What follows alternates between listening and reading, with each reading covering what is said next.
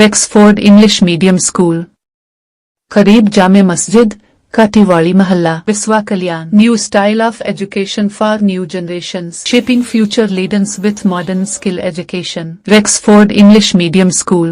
Congress party के x MLC Shri Vijay Singh ji ने media से बात करते हुए कहा बसवा कल्याण के विधायक शरणु सलगर जी पर लगाया आरोप और कहा कि केकेआरडीबी का 200 करोड़ का अनुदान का काम गलत तरीके से इस्तेमाल करने का आरोप बसवा कल्याण के विधायक शरणु सलगर जी पर लगाया।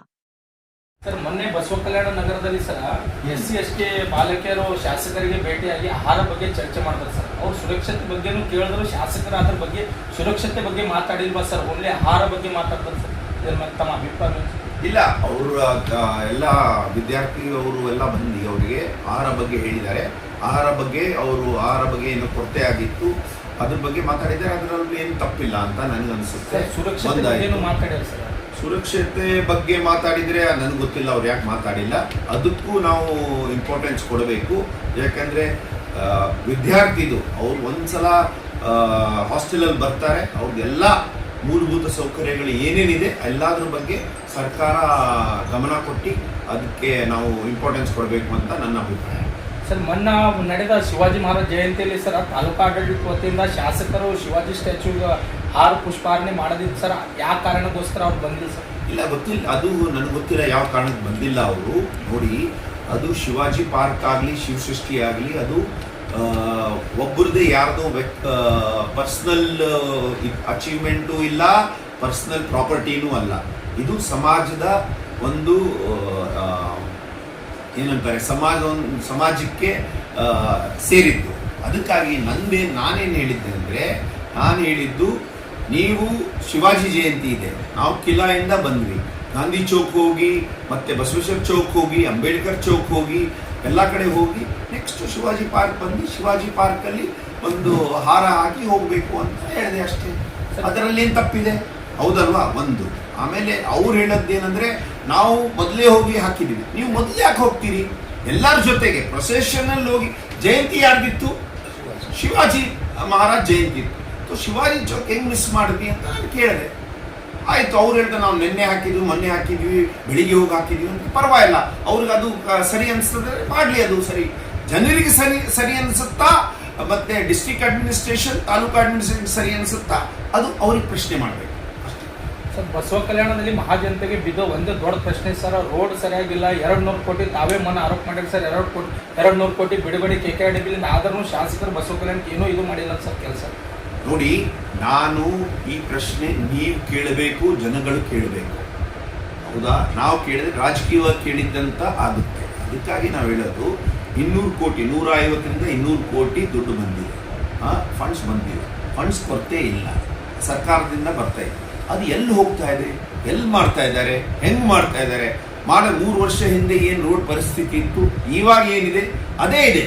ಮತ್ತೆ 200 ಕೋಟಿ ಇದು ದುಡ್ಡು ಬಂದಿರೋದು 200 ಕೋಟಿ ಎಲ್ಲಿದೆ ಅಂತ ನಾನು ಕೇಳ್ತಾ ಇದ್ದೀನಿ. ಅದು ಪ್ರಶ್ನೆ ನೀವು ಕೇಳಬೇಕು, ಜನರು ಕೇಳಬೇಕು. ಯಾಕಂದ್ರೆ ತಾಪತ್ರೆ ಕಷ್ಟ ಅನುಭವಿಸೋರು ಯಾರು?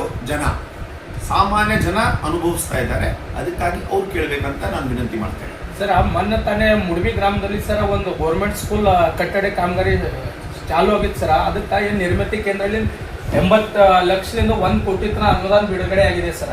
ಅದು ಪೂರ ಕೆಲಸ ಆಗ್ತಾ ಇದೆ. ಅದರಲ್ಲೂ ಕೊರತೆ ಆಗಬಾರ್ದು. ಮತ್ತೆ ಸರ್ಕಾರ ದುಡ್ಡು ಯಾರ್ದು? ಜನರ ದುಡ್ಡು. ಸೊ ಜನರ ಕೆಲಸ ಕರೆಕ್ಟಾಗಿ ಆಗಬೇಕು ಅಂತ ಅದು ಒಂದೇ ಉದ್ದೇಶದಿಂದ ನಾವು ಚೆಕ್ ಮಾಡ್ತಾ ಇದ್ದೀವಿ ಅಷ್ಟೇ. ಸರ್ ಬಸವ ಕಲ್ಯಾಣದಾಗ ಸರ್ ಎಲ್ಲ ಸಮಾಜಗೋಸ್ಕರ ಏನಾದ್ರೆ ಕೆಲಸ ಆಗಿದೆ ಸರ್.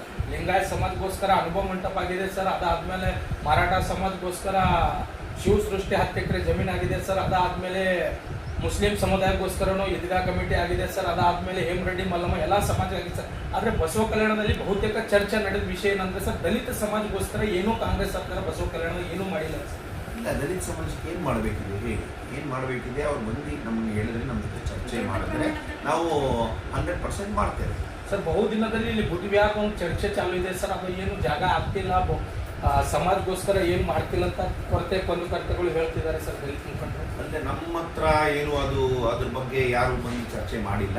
ಚರ್ಚೆ ಬಂದು ಮಾಡಿದ್ರೆ ನಾವು ಅದಕ್ಕೆ ಏನು ಪರಿಹಾರ ಮಾಡ್ತೇವೆ. ಸರ್ ಅದಾದ್ಮೇಲೆ ಬಸವ ಕಲ್ಯಾಣ ತಾಲೂಕಿನಲ್ಲಿ ಸರ್ ಅತಿ ಹೆಚ್ಚು ಇಲ್ಲಿಗಲ್ ಮೈನಿಂಗ್ ಬಸವ ಕಲ್ಯಾಣದಲ್ಲಿ ನಡೀತಾ ಇದೆ ಸರ್. ಅಧಿಕಾರಿಗಳು ಕರೆ ಮಾಡಿದ್ರೆ ಕರೆ ಸ್ವೀಕರಿಸ್ತಿಲ್ಲ ಸರ್. ಮತ್ತು ಅದಾದ್ಮೇಲೆ ಯಾರೇ ಪತ್ರಕರ್ತರು ಹೋದ್ರ ಸರ್ ಅಧಿಕಾರಿಗಳು ಅವ್ರದೇ ಕರೆ ಸ್ವೀಕರಿಸ್ತಿಲ್ಲ ಸರ್. ಈಗ ಎಲ್ಲೆಲ್ಲಿ ಆಗ್ತಾ ಇದೆ ಸ್ಪೆಸಿಫಿಕ್ ಆಗಿ ನೀವು ನಮ್ಗೆ ಹೇಳಿದ್ರೆ ನಾವು ಅಧಿಕಾರಿ ಜೊತೆ ಮಾತಾಡಿ ಆಕ್ಷನ್ ತಗೊಳಕ್ಕೆ ಹೇಳ್ತೇವೆ. ಮುಡಿಬಿ ರೂಟ್ನಲ್ಲಿ ಸರ್ ಇಲ್ಲಿಗಲ್ ಮೈನಿಂಗ್ ನಡೆದಿದೆ ಅಂತ ನಾವು ಸುದ್ದಿ ಮಾಡಿದ್ರು ಮತ್ತೆ ಇನ್ನೇನು ಸ್ಟಾರ್ಟ್ ಆಗಿದೆ ಸರ್. ಅಲ್ಲೇ ಮೈನಿಂಗ್ ನೋಡಿ, ಬರೀ ಸುದ್ದಿ ಮಾಡಿದ್ರೆ ಆಗಲ್ಲ. ಏನಾದರೂ ಒಂದು ಕಂಪ್ಲೇಂಟ್ ಹಾಕಬೇಕು, ಫಾರ್ಮಲ್ ಕಂಪ್ಲೇಂಟ್ ಮಾಡಿದ್ರೆ ಅದ್ರ ಮೇಲೆ ಆಕ್ಷನ್ ತಗೊಳ್ಳೋಕ್ಕೆ ನಾವು ಒತ್ತಾಯಿಸ್ತೀವಿ. ತಾಲೂಕಿನ ಮುಡಿಬಿ ಗ್ರಾಮದಲ್ಲಿ ಸರ್ 80 ಕೋಟಿಯಿಂದ 1 ಕೋಟಿ ತನಕ ಏನು KKRDBಲಿಂದ ಅನುದಾನ ಬಿಡುಗಡೆ ಆಗಿತ್ತು ಸರ್ ವಿನಂತಿ ಕೇಂದ್ರಗಳಿಂದ. ಅದು ಕಳಪೆ ಮಟ್ಟ ಕಾಮಗಾರಿ ನಡೆದಂತ KDP ಸದಸ್ಯರನ್ನ ಅದ್ರ ಮೇಲೆ ಅವಿರೋಧ ಮಾಡಿದ್ರು ಸರ್. ಮತ್ತು ಅದು ಕೆಲಸ ಇನ್ನೂ ಸ್ಟಾರ್ಟ್ ಇದೆ ಸರ್. ಇಲ್ಲ, ಹೌದು, ಅವರು ಮೇಲೆ ಈ ಥರ ಕಳಪೆ ಮಟ್ಟದ ಕೆಲಸ ಆಗ್ತಾ ಇದೆ ಅಂತ ಹೇಳಿದ್ರು. ಅದ್ರ ಬಗ್ಗೆ ನಾವು ಡಿಸ್ಟ್ರಿಕ್ಟ್ ಅಡ್ಮಿನಿಸ್ಟ್ರೇಷನ್ಗೆ ಹೇಳಿದ್ವಿ. ಅವರು ಜನರಿಗೆ ಕಳಿಸಿದ್ದಾರೆ, ಅಧಿಕಾರಿಗಳು ಬಂದು ನಿನ್ನೆ ಪರಿಶೀಲನೆ ಮಾಡಿದ್ದಾರೆ. ಅವ್ರಿಗೆ ನಾವು ಮಾತಾಡಿದ್ದೀವಿ. ಮತ್ತು ಅಲ್ಲಿ ಕಾಮಗಾರಿ ಏನಾಗಿದೆ ಅದ್ರ ಬಗ್ಗೆ ಇನ್ನೊಂದ್ಸಲ ಅವರು ಡೀಟೇಲ್ ಆಗಿ ಹೋಗ್ತಾರೆ. ಮತ್ತು ಆಫೀಸರ್ಗೂ ನಾವು ಮತ್ತೆ ಸುದೀರ್ಘವಾಗಿ ಚರ್ಚೆ ಮಾಡಿದ್ದೇವೆ. ಅವರು ಅದಕ್ಕೆ ತಿದ್ದುಪಡಿ ಮಾಡ್ತಾರೆ.